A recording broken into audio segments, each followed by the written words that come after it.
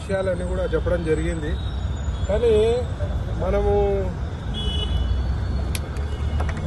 ఈ రాధాకిషన్ రావు కానీ బీఆర్ఎస్ కానీ భుజంగరావు కానీ మనం అంటే వీళ్ళు ఎంత అవినీతికి పాల్పడ్డారు, ఎంత ఘోరంగా కూడా ఫోన్ ట్యాపింగ్ చేసి ఒక పర్సనల్ లైఫ్స్ గురించి ఫోన్ ట్యాపింగ్ చేసి పెళ్ళాలది, మొగుళ్ళది, సినిమా హీరోయిన్లది, యాక్టర్లది, ముఖ్యంగా హీరోయిన్లు. ఎందుకంటే ఇక తెలుసు కదా ఎవరికి హీరోయిన్ల పిచ్చి ఉంటుందో.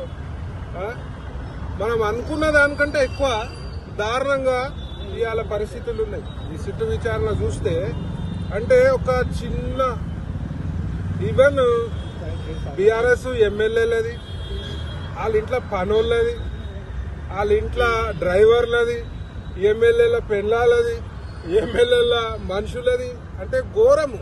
అంటే ఇక్కడక్కడ నేనేమనుకున్నా అంటే ఒక 100-200 మంది అది వీళ్ళ ఫోన్లు ట్యాపింగ్ చేసి ఉండొచ్చు అనుకున్నా. నాకు తెలిసి 2000 మంది పైనే ఉంటారు. అంటే ఒక షాకింగ్ విషయం ఏంటంటే ఒక్క మనిషి చికోటి ప్రవీణ్ది చేసిరు.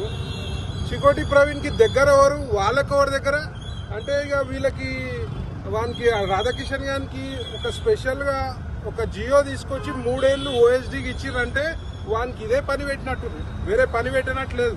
అంటే మంది కొంపలల్లో పోయి ఇన్రా నువ్వు ఎమ్మెల్యేలది. నువ్వు విచిత్రం ఏంటంటే ఎక్కువ బీఆర్ఎస్ వాళ్ళే ఉన్నాయి. గమ్మత్తు విచిత్రం ఏంటంటే బీఆర్ఎస్ నాయకులై, బీఆర్ఎస్ ఎమ్మెల్యేలై, బీఆర్ఎస్ ఎమ్మెల్యేల పెళ్ళాలై, వాళ్ళ మంత్రులై, వాళ్ళ మంత్రుల డ్రైవర్లై, వాళ్ళ మంత్రుల గన్మెన్లై.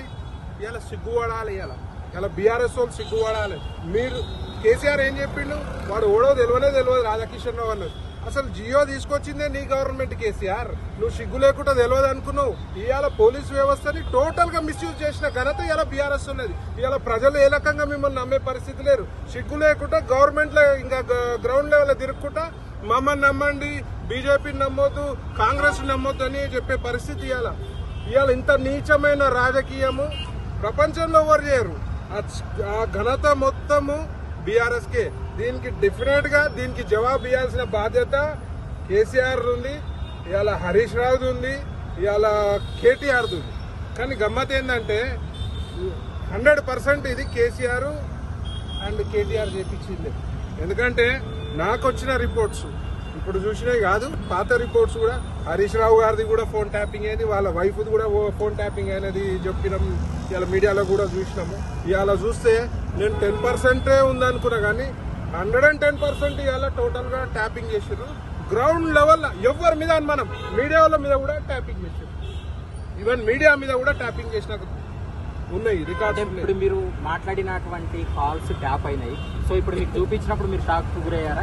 100% షాక్ కూడా కావాల్సిందే, ఎవరైనా షాక్ కి గురి కావాల్సిందే. ఇవాళ మీడియా వాళ్ళది ఏం చెప్పండి, మీడియా వాళ్ళది కూడా ట్యాపింగ్ చేసారంటే మీరు ఏం చేద్దామనుకుర్రో నాకు అర్థమైతలే. పుసుకున మళ్ళీ 5 ఏళ్ళు గవర్నమెంట్కి వస్తే మాత్రం ఇవాళ తెలంగాణ పరిస్థితి అస్తవ్యస్తంగా ఉంది. ఒక పొలిటీషియన్ గా, ఒక బీజేపీ నాయకులుగా చెప్తలే, నేను బీజేపీలో జాయిన్ కాకముందు కూడా మొత్తం కంప్లీట్ గా ఫోన్ ట్యాపింగ్ చేయడం జరిగింది. ఎక్కడ కూడా ప్రైవసీ లేకుండా మిస్యూజ్ చేయడం జరిగింది. ముఖ్యంగా రాధాకిషన్ రావు ఆస్తులపై విచారణ జరిపించాలని చెప్పి నేను ఈ గవర్నమెంట్ కాంగ్రెస్ ని కోరుతున్నా. రాధాకిషన్ రావు గాని ఇప్పుడు కేసు అయింది, వాడు జైలుకి పోయినా వచ్చినా కాదు, వాని ఆస్తులపై విచారణ జరపాలి. మీకు శాత కాకపోతే చెప్పండి, మేము సెంట్రల్ ఏజెన్సీస్ ని మేము రిక్వెస్ట్ చేస్తాం. నేను ఈ విషయంపై ఈడీకి లేఖ రాస్తా, ఈ విషయంపై ఇన్కమ్ ట్యాక్స్ కి లేఖ రాస్తా.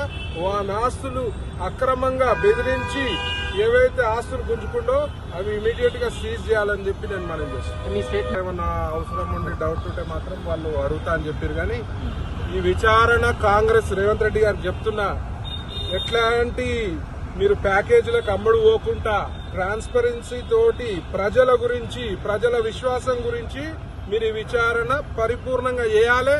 మధ్యలో మీరు ప్యాకేజీలకు అమ్ముడు పోయి మాత్రం ఈ విచారణ పక్కకు జరిగితే మాత్రం 100% నెక్స్ట్ బీజేపీ గవర్నమెంట్ వస్తుంది. ఆ గవర్నమెంట్ వచ్చినాక మళ్ళీ కేసును తోడతాము. ఏ యొక్క నిందితుడిని కూడా వదిలే ప్రసక్తి ఉండదని చెప్పి ఈ సందర్భంలో మీరు ఎవరితో ఉన్నారు కదండి, మనం కొన్ని చెప్తే బాగోదు. కంప్లీట్ జర్నీ ఎన్ని సంవత్సరాల క్రితం నాది నాపై ఎప్పుడైతే ఈడీ రైడ్ అయిందో దానికట్ట నాకు ఈడీ రైడ్ కట్ట ముందు 6 months నుంచి నా యొక్క ఫోన్లు వినడం జరిగింది. ఇంకా కొన్ని విషయాలు మనం ఎందుకంటే వాళ్ళ ఎంక్వైరీ దశలో ఉన్నారు, అవి ఇంకా కూడా చాలా వీళ్ళ దగ్గర ఉన్న డేటాని వాళ్ళు చెరువులలో పడేసారు కదా. అసలు రాధాకిషన్ రావు, భుజంగరావు ఇసుంటోళ్ళని పోలీసుల పద్ధతిలో విచారణ చేస్తే కరెక్ట్గా వస్తుంది. నేనైతే ఏమంటా అంటే కోర్టు పర్మిషన్ తీసుకొని నార్కో అనాలిసిస్ టెస్ట్ అంటే పర్మిషన్ ఇవ్వాలి కోర్టు. వాళ్ళిద్దరిపైన నార్కో అనాలిసిస్ టెస్ట్ చేస్తే అసలైన నిజాలు బయటకు వస్తాయి. సో ఈ పోలీస్ శాఖ ముఖ్యంగా గవర్నమెంట్ ఈ యొక్క విచారణని ట్రాన్స్పరెన్సీతో చేయాలి. ఎందుకంటే ఇది ప్రజలకు తెలవాల్సిన నిజం. ఇది ప్రజలకి చేరవేయాలి. మీ బాధ్యత ఇవ్వాలి. మీ గవర్నమెంట్ బాధ్యత ప్రజలకి ఈ యొక్క అంశంపై పూర్తిగా వివరణ ఇవ్వాల్సిన బాధ్యత ఈ లోకల్ గవర్నమెంట్ పై.